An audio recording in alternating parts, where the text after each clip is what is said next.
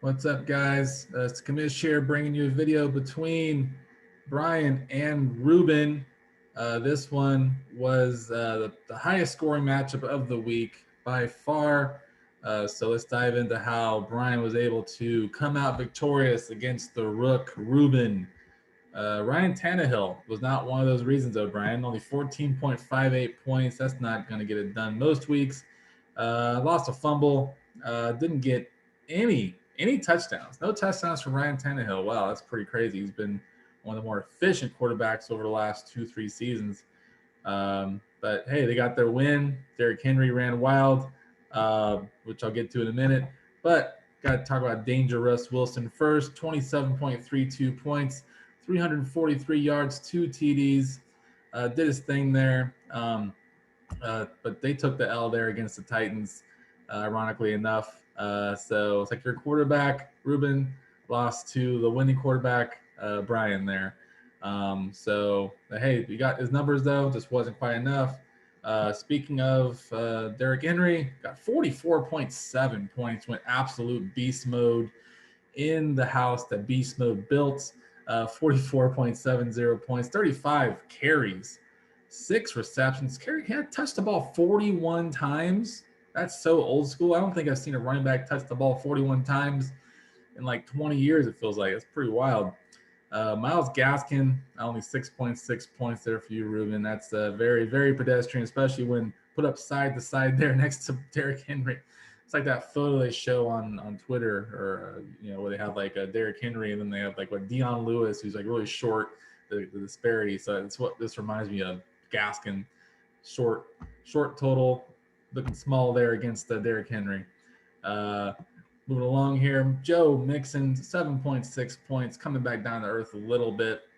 Not the production you're kind of hoping there, Bryan. But you got the touches are there. You got 21 total touches, only 69 yards to the ground, 2 through the air. So not what you're looking for. Devin Singletary, 16.1 points, had a long touchdown run against the Dolphins, which really catapulted his day. Which is kind of what he needs in a pass-happy offense like the Bills. He needs to break those big, long runs to really make his stats matter for the week. But he got it this week. Devontae Adams, 16.1 points, had 8 catches, 121 yards, had a very nice bounce-back game, as did all the Packers from week 1. And then Juju on the beat, Smith-Schuster, 13.4 points. Had 1 carry, 3 yards, and a touchdown against my Raiders. Hurt my heart, but Raiders still came out with the win, so it's all good. 6 catches, 41 yards as well, so he put up some sneaky good numbers there in that game. Scary Terry McLaurin, looking scary in this one, 22.2 points. Showing up big time for you, Bryan, on Thursday Night Football. 11 catches, 107 yards, and a touchdown. A.J. Brown, 3 catches, 43 yards. Kind of took a back seat there this week to Julio Jones up in Seattle. But no doubt he's good for some boom weeks.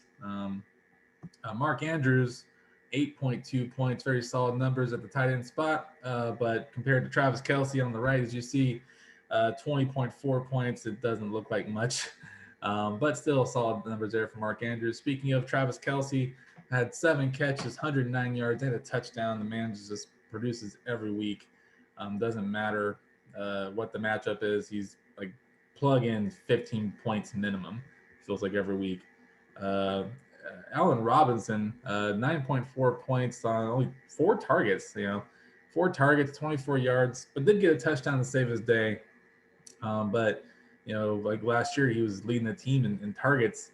So I don't know if it's just the quarterback transition going from Dalton to Fields there second half, but the targets just weren't there.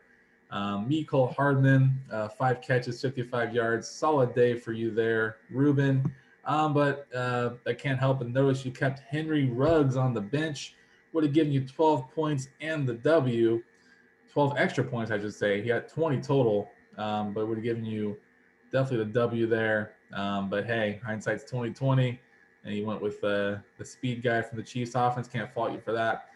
Young Ho Koo, 5 points, not great numbers there.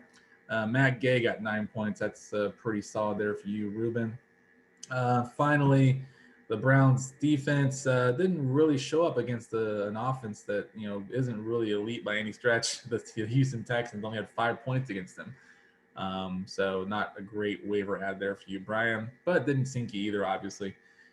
Finally, we have the Patriot defense who took complete total advantage of Zach Wilson, uh, getting 4 picks and 4 sacks against the rookie. So all in all, big week for both teams, huge scoring.